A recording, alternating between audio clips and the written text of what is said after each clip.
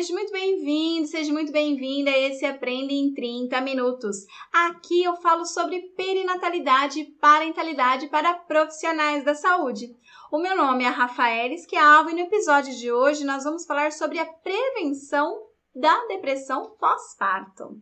Então vamos lá, vamos falar um pouquinho sobre depressão para que a gente possa chegar então a falar sobre prevenção, ok?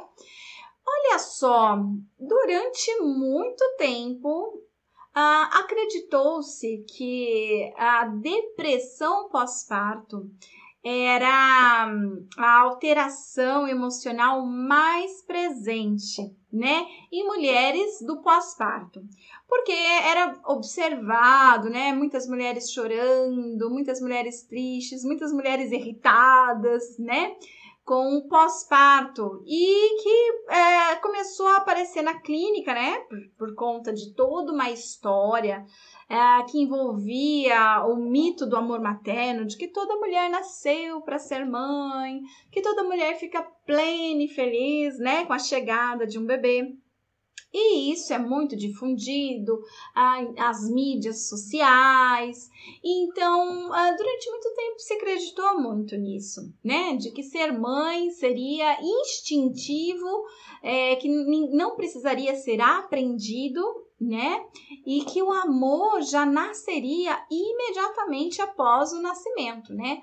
Então, assim, algumas mulheres, inclusive, passavam tempo de gravidez sem se vincular com o bebê, super preocupadas, né, com o momento do nascimento da criança, e elas acreditavam que, olha, mas quando a criança nascer, o instinto materno vai me tocar, vai chegar, e a criança vai nascer e eu vou começar a amar ela, né?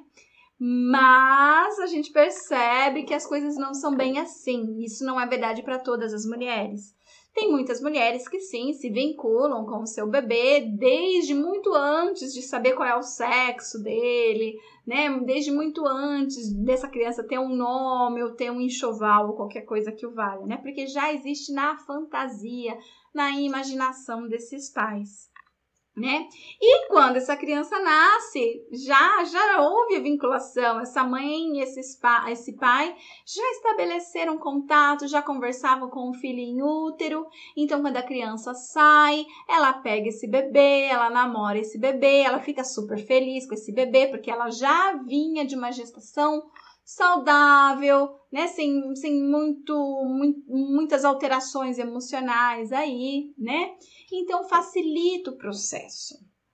A gente vive dentro de uma cultura. E a cultura que a gente vive é uma cultura que ensina que a mulher ela tem que amar o seu filho, o seu bebê, né? Então, quando você, desde criança, já brinca com boneca, já materna sua boneca, já sonha com a maternidade, o dia que eu for mãe e tiver o meu bebê, os meus filhos, eu vou fazer isso, eu vou fazer aquilo. Então, toda uma idealização real, né, que vai acontecendo aí e que pode, durante o período de gestação e pós-parto, então, realmente se concretizar e realmente trazer muita felicidade para essa mulher, tá bom? Isso é o que a gente já está acostumada, é isso que a gente vê, é isso que a gente observa, é isso que várias pessoas passam, ok. Mas a gente pode começar a observar também, nós profissionais da saúde, que nem toda gestação as mulheres estavam felizes, nem toda cena de parto as mulheres estavam saltitantes e radiantes com aquele bebê, e no pós-parto nem toda mulher estava plena e feliz de ter aquele bebê, mesmo que foi planejado, mesmo que foi desejado. E isso, então, despertou a curiosidade dos cientistas para investigar o que é que estava acontecendo, né? Que erro, né, na biologia aconteceu, já que a mulher era para ela estar plena e feliz, né? E então, começaram a perceber que os sintomas que a mulher apresentava no pós-parto, né, eram bem semelhantes aos sintomas de uma depressão em homem ou em mulher em qualquer idade com ou sem bebê, tá? Então, olha só, os sintomas de uma depressão pós-parto, eles são os mesmos sintomas de uma depressão que ocorre em outra fase da vida, na adolescência, na terceira idade, tá? Em outras fases da vida. Em geral, né, a gente vai sentir uma labilidade emocional, alteração de humor, uma tristeza profunda, uma vontade de fugir de tudo, um choro frequente, a vontade de se esconder. E aí a gente tem, inclusive, até níveis, né, de depressão. Tem um nível que a gente pode chamar de leve, né? Tem o nível moderado e tem o nível grave, né? O nível leve é quando a mulher, ela chora, ela não tá sentindo prazer, né? Mas ela consegue se vincular com o bebê, ela consegue amar aquela criança, mesmo sem vontade de receber visita, de conversar com as pessoas, né? Ela fica mais down, mais para baixo.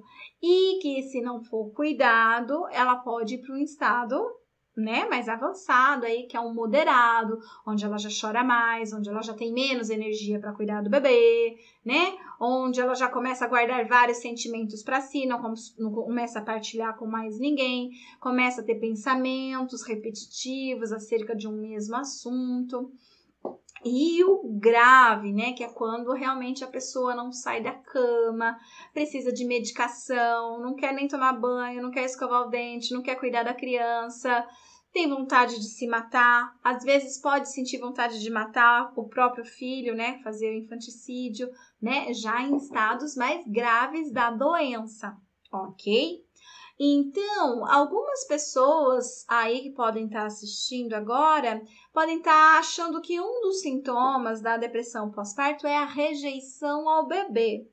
E não é, tá certo? Então, pode existir a rejeição do bebê, sim, em alguns casos, não estou falando que não ocorra, acontece, mas eu estou falando que isso não é um sintoma de depressão pós-parto. E isso tem atrapalhado muito o diagnóstico, porque várias mães que amamentam seus bebês, que maternam eles, que conversam com eles, que se sentem realizadas, entre aspas, né? De estar com aquele bebê, de ser mãe, apesar de ela estar sentindo muita angústia com tudo aquilo também, muita aflição com tudo aquilo também, mas ela não está rejeitando aquele bebê, aquela criança. E com isso, alguns profissionais da saúde que têm a crença de que a mulher ela só está com depressão se ela rejeita o bebê, acaba não recebendo, então, um cuidado que ela precisa, que seria o encaminhamento para um psiquiatra ou um psicólogo, né? Que seriam os profissionais da saúde mais competentes aí para fazer uma avaliação sobre a saúde mental dela. Até porque no pós-parto a gente tem outras características também de tristeza que muitas vezes podem se confundir com a depressão, tá? Por falta de informação mesmo. Então, por falta de informação, inclusive, de profissionais da saúde. Por exemplo, existe uma disforia puerperal chamada baby blues. O baby blues ele vai acontecer para a maioria das mulheres que tiveram bebês, tá? Então, cerca de 80% a 85% das mulheres que acabaram de ter bebê, elas passam a sua quarentena, digamos assim, né? Como um período de baby blues, tá? Então, ela vai ficar triste, ora ela vai estar feliz, ora ela vai agradar a visita, ora ela vai ser sem educação. Então, tudo isso vai depender muito, né? De como que essa mulher ela vai vivenciar esse chamado baby blues. Mas ela chora, ela sente tristeza, ela sente vontade de ficar isolada, que são alguns dos sintomas que a gente encontra na depressão. Então, não é incomum que a gente escute uma mulher falando: eu tive depressão pós-parto, mas foi rapidinha, foi 2, 3 semanas e passou, né?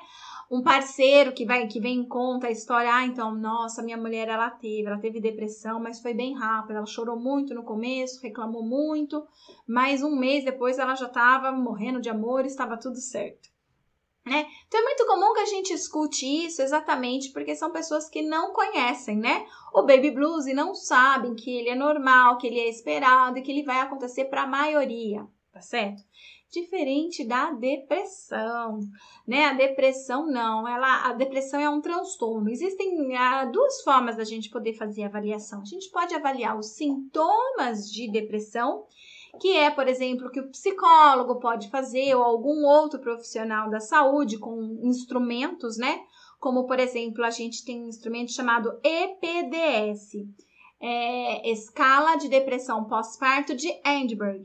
Essa escala ela não é privativa do psicólogo, portanto, outros profissionais da saúde também podem utilizar essa escala. Então, pediatras, obstetras, enfermeiros, né? Outros profissionais também podem estar utilizando. Por quê? Vai ser uma triagem. A gente vai conseguir fazer uma triagem para elencar alguns sintomas e verificar se aqueles sintomas vão compor uma soma que vai indicar, então, que essa pessoa está com sintomas de depressão, tá? Por exemplo, se eu tenho lá uma escala com 20 perguntas, né? E a pessoa vai respondendo e cada pergunta vale um ponto. E aí, se a pessoa respondeu metade da escala, pontuando, que ela tá pontuando, vamos dizer que a gente sabe que ela tá com sintomas de depressão, tá? Mas eu não posso dizer que ela com certeza está com sintomas de depressão. Eu consegui perceber que ela não apresentou só 3 sintomas, porque ela podia só escrever lá, choro frequente, vontade de fugir de tudo e mudança de apetite. Só 3 sintomas que existem na depressão, mas que não atingiu o ponto de corte necessário para a gente dizer, olha, ela está apresentando sintomas o suficiente para a gente acreditar que ela está com sintomas de depressão, tá?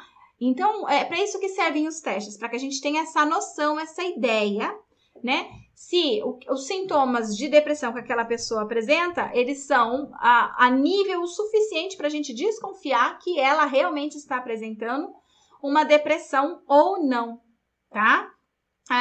Então, por isso que tem que saber qual instrumento você vai utilizar, se ele é validado ou não para a população brasileira. Então, são uma série de cuidados aí, inclusive, que a gente precisa ter em relação aos instrumentos que a gente vai escolher, tá bom? Como existe a EPDS, que é essa escala de depressão pós-parto de Edinburgh, e ela é utilizada a nível mundial, não é só nacional, é nível mundial, né? A maioria das pessoas que vão fazer uma triagem, lembrando que é triagem, não um diagnóstico, tá? De depressão pós-parto. O psicólogo não pode fazer diagnóstico de depressão pós-parto, a gente pode fazer triagem. É outra informação que a gente precisa ter aqui, tá? Então, esse instrumento que eu tô falando para vocês, ele não dá diagnóstico, então você não pode dar laudo nenhum para ninguém, né?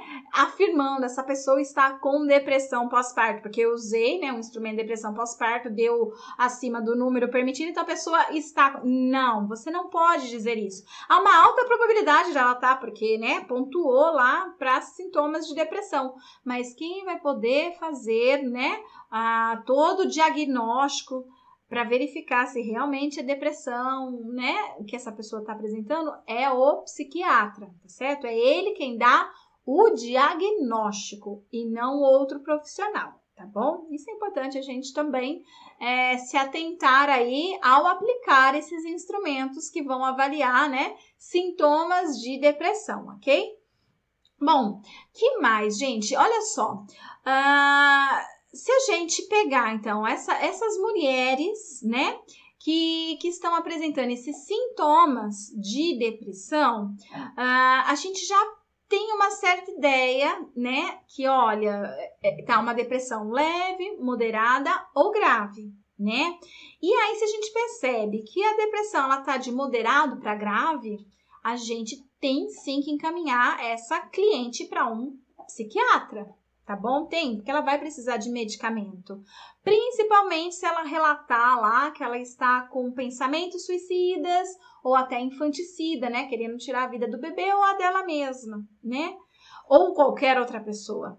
Então, aí a gente já tem esse indicativo que só a psicoterapia não vai dar certo, não vai rolar.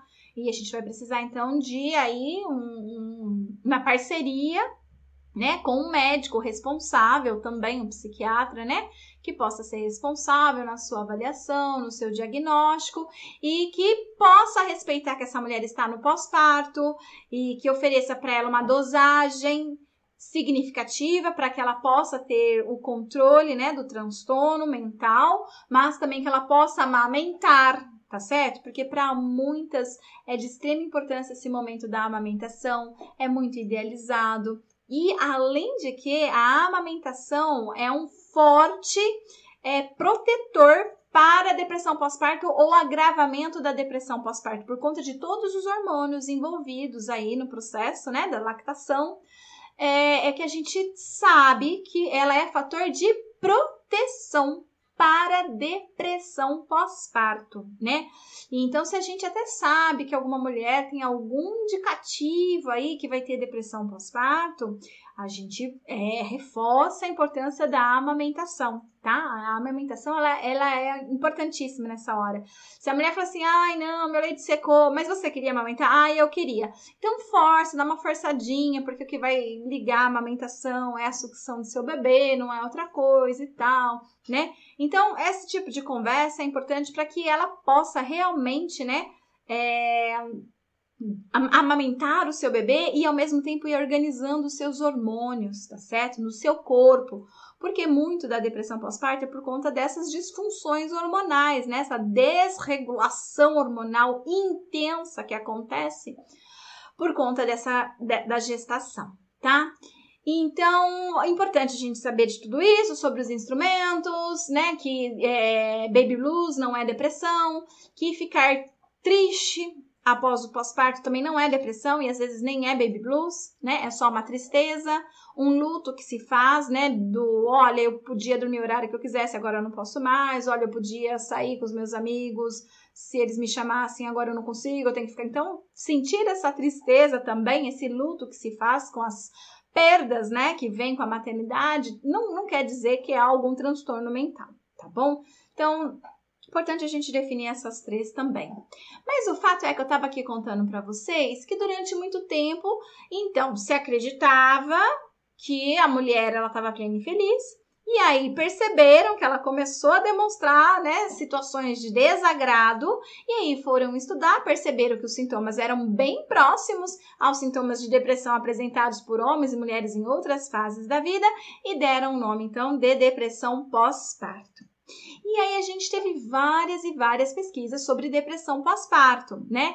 Então, isso se repercutiu tanto, que a maioria dos profissionais da saúde, até hoje, acreditam que a depressão ela só pode ocorrer no pós-parto, que ela não ocorre antes disso, por exemplo, na gestação, tá?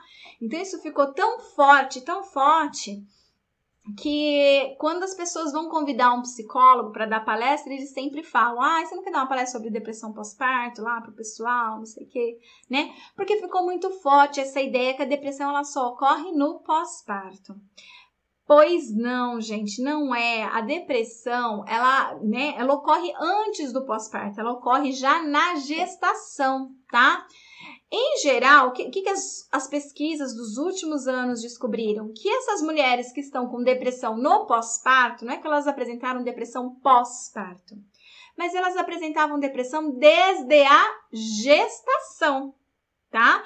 Não foi tratado, não foi cuidado e por isso ela se cronificou e ficou no pós-parto. Entende?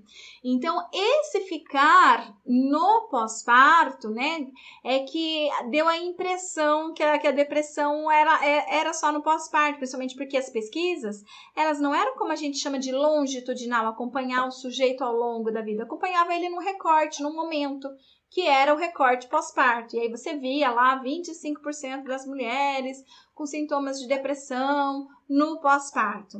Só que aí na hora que você ia lá para a gestação e investigar, você via que a porcentagem era maior. E aí quando você faz esse acompanhamento longitudinal, você ainda consegue perceber que as que foram pós-parto mesmo foram a minoria, né? 4%, no máximo 7% das mulheres que não apresentavam sintomas de depressão na gestação, de fato apresentaram no pós-parto. Todo o restante, a grande maioria delas, a forte massa mesmo, elas já apresentavam esses sintomas desde a gestação. Então, agora a gente vai poder falar um pouquinho aí sobre a prevenção de depressão pós-parto. Agora que você já conseguiu entender o que é depressão pós-parto, que ela é diferente de baby blues e que ela não acontece só no pós-parto, que ela vem desde a gestação. Então, agora eu vou falar com você algumas medidas que a gente pode ir observando, olhando já desde a gestação, né? E aí fazer o encaminhamento correto para o profissional da saúde, como, por exemplo, o psicólogo, né? Se você percebe que logo na gestação a mulher realmente está precisando de medicação, às vezes a depressão pode ser tão forte que ela tem alucinações, né? Desenvolva episódios de psicose, por exemplo, né? Que se indica a realidade, que isso também pode acontecer. Então, aí desde a gestação, né, você já vai oferecer para ela um acompanhamento psiquiátrico e medicamentoso, tá? Se você, profissional da saúde, percebe isso. Agora, para fazer a prevenção, a gente tem 3 níveis de prevenção, né? A prevenção primária, secundária e terciária. E a gente, né, os nossos profissionais da saúde, devemos trabalhar de preferência na primária, né? O que é primária, secundária e terciária? A primária é aquela que a gente faz uma prevenção antes de algo acontecer, antes da doença aparecer, né? Então, para que a doença não apareça, a gente faz tal coisa. Já a secundária é quando existe já a doença e a gente faz alguma coisa para não deixar que ela se agrave, para que ela sare logo, mas já existe a doença, né? E a terciária é quando a doença já existe, já está cronificada, mas você precisa ir tratando para que a pessoa não venha morrer ou acontecer coisas mais graves. Por exemplo, um diabetes, né? A pessoa, às vezes, ela vai ter isso para o resto da vida, é crônico, então é terciária, no sentido que você vai ter que cuidar para que ela não desenvolva uma cegueira, uma trombose, algumas outras doenças, né, que vêm por conta da diabetes não cuidada, não tratada, tá certo? Então, essa já seria a prevenção terciária. Então, como que a gente trabalha na prevenção primária nesses casos? Fazendo uma boa avaliação da saúde mental dessa gestante, né? Então, fazer algumas perguntas, né? Incluir essas perguntas na rotina de pré-natal, por exemplo, né? Então, vai lá aferir a pressão, batimentos cardíacos, vai pesar, né? Vai fazer tudo aquilo que faz um pré-natal, mas umas perguntinhas também, né, para levantar essas questões de saúde mental seria importante, seria adequado, né? Que a gente pudesse ter um protocolo, né? Que o enfermeiro, que é o principal profissional em contato aí com as gestantes, nas unidades básicas de saúde principalmente, né? Poderiam desenvolver aí para poder já fazer algumas perguntinhas antes, né? Por exemplo, gente, a gente já sabe que mulheres que são filhas de mães que tiveram algum transtorno mental, né? Elas tendem também a apresentar algum transtorno mental na sua própria gestação. Então, se a mãe da gestante tomava remédios fortes, tinha algum transtorno mental, a probabilidade que aquela gestante venha apresentar depressão ou um outro transtorno mental aumenta. Se a gestante em outra época da sua vida apresentou algum transtorno mental, vamos supor que na adolescência ela apresentou transtorno de depressão e nunca mais depois fez o tratamento e nunca mais. Hoje ela tem 35 anos e engravidou novamente. Como ela tem um histórico, né, na vida dela, no desenvolvimento dela, que ela já apresentou sintomas de depressão, aumenta as chances dela apresentar, tá? Se de repente ela tem baixíssima escolaridade, sofre violência doméstica, se ela faz uso de álcool e drogas, se ela está para se separar, se ela é solteira, né, se engravidou e não sabe quem é o pai, por exemplo. Então, são alguns fatores de risco para uma depressão, tá? Então, a gente consegue prevenir fazendo algumas perguntinhas, né, relacionadas a esses fatores de risco, identificando, né, que de repente essa mulher ela apresenta vários elementos, né, que são fatores de riscos indicados na literatura. Então aí você tem que ler artigos científicos para descobrir quais são esses fatores de risco, né? E aí você elenca quais são eles, e aí você faz, né, essas perguntinhas, aí você percebe que foi pontuando para vários deles. Então, há uma alta probabilidade que se ela ainda não está apresentando, né, sintomas de depressão, há probabilidade de ela vir a apresentar até o 3º trimestre de gestação ou, quiçá, no pós-parto, tá bom? Então, importante a gente fazer isso, porque se a gente faz essa prevenção primária, né, a gente já vai encaminhar essa paciente para o profissional correto, né? Então, a gente já consegue observar, nossa, ela tem muita coisa, e além desse muita coisa, ela tá relatando que ela tá triste, ela tá relatando que quer tirar o bebê, ela tá relatando que quer se matar, né? Coisas assim. Já tá dando um forte indicativo aí que ela precisa realmente ser encaminhada para o psiquiatra o mais rápido possível, porque provavelmente você já não vai estar mais fazendo a prevenção primária, mas uma secundária, porque há uma probabilidade dela já estar com a depressão instalada ainda no começo e que um acompanhamento psicológico, medicamentoso já facilite e ajude ela, né, a ter um puerpério melhor, mais saudável, diferente aí, né? Então, é isso, né? A gente vai trabalhar dessa forma, observando, né, as nossas pacientes. Então, não só, né, nas suas condições orgânicas, mas também na sua condição psicológica, né? Fazendo essa prevenção, então, conhecendo quais são os fatores de risco, investigando se aquela cliente apresenta alguns deles, se ela tiver algum deles, né? Então, aí há uma alta probabilidade, né, que ela possa vir a apresentar futuramente se ela já não estiver apresentando, né? Que às vezes pode ser que ela já esteja apresentando aí algum sintoma de depressão, tá? Se você é psicólogo, você tem alguns recursos, né? Você pode estar utilizando instrumentos de psicologia que a gente pode usar para medir sintomas de depressão. A gente não tem um instrumento na psicologia ou em qualquer outro lugar para medir sintomas de depressão gestacional. A gente tem para o pós-parto, como eu já disse para vocês. Mas gestacional a gente não tem nenhum. Nesse caso, algumas pessoas têm usado o que a gente tem do pós-parto, né? Apesar de não ser o adequado, não é a ferramenta correta, mas é a mais próxima que tem. Algumas pessoas já estão usando e já estão publicando artigos, né, do uso disso na gestação. Mas existem instrumentos que a gente mede sintomas de depressão na população geral. E como eu disse para vocês, são os mesmos sintomas, não mudam, tá certo?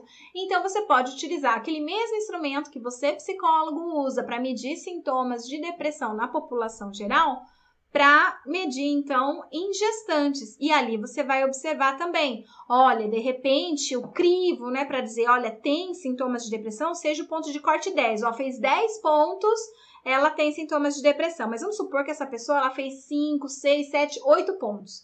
Ela não pode ser considerada com sintomas de depressão, dizer que ela tem alteração emocional significativa, porque ela não atingiu o ponto de corte, o número de questões necessárias para dizer que ela está com sintomas o suficientes para dizer que ela está com sintomas de depressão pós-parto, né? Então, mas quando você percebe que ela fez 8 pontos, né? Era 10, né, para ela estar, mas ela fez 8 pontos, fez 9 pontos, fez 7 pontos, já está te indicando, né, que ela está precisando de um trabalho de prevenção aí. É o momento de intervir, é o momento da prevenção. Ok? Porque se você falar, não tá e tá tudo bem e mandá-la de volta para casa, por exemplo, há uma probabilidade de na semana que vem ela aparecer já com sintomas de depressão instalado, porque nada foi feito, tá certo? Então, o que é feito? Pode ser o tratamento medicamentoso, como eu já disse para vocês, quando a gente identifica, né? Na hora da prevenção, como o psicoterápico, né? Na prevenção primária é psicoterápico, já na secundária e terciária, há uma probabilidade que além da psicoterapia, também vai precisar do medicamentoso, tá bom? Mas no primário não precisa de medicação nenhuma, a pessoa não está doente, lembre-se, a gente está prevenindo que a doença se instale nela, ok? Então, aí, nesse momento, a gente vai fazer intervenções psicoterápicas, ou intervenções de acolhimento, ou intervenções de orientação, tá? Que podem ser realizados em grupos de gestantes, por exemplo, ou no particular. É chamado, né, de atenção psicológica gestante. Quando a gente faz uma atenção psicológica gestante, a gente está trabalhando com grupos, a gente está trabalhando no individual. Cada psicólogo vai ter a sua técnica, né? Porque cada um é de uma abordagem. Então, tem aqueles que são da psicanálise, vão acabar trabalhando de uma forma diferente daquele que trabalha com a com a Gestalt, com a sistêmica, com a teoria cognitivo-comportamental, porque cada abordagem demanda uma forma diferente de atendimento. Então, não existe eu dizer para você, faça assim ou faça assado que vai dar certo. Não, porque também tem um pouco relacionado ao próprio profissional, à própria abordagem que ele utiliza, né? Mas a gente pode sim pensar em algumas estratégias para ajudar a evitar, então, que essa mulher venha apresentar uns sintomas de estresse aí na sua gestação ou no pós-parto, tá? Por meio desse acolhimento que pode ser em grupo, que pode ser individual, que pode ser em formato de orientação ou de psicoterapia, tá bom? Então é isso aí, pessoal. Espero que vocês tenham gostado demais dessa videoaula, tá? Espero que vocês possam assistir as outras que eu estou fazendo aí para vocês, desse Aprenda em 30 minutos, né? Tô fazendo uma série de episódios para vocês de vários assuntos que eu acho ser bem interessantes aí, que pode te ajudar bastante, ok? Um abraço, deixe seus comentários aí. Tchau, tchau!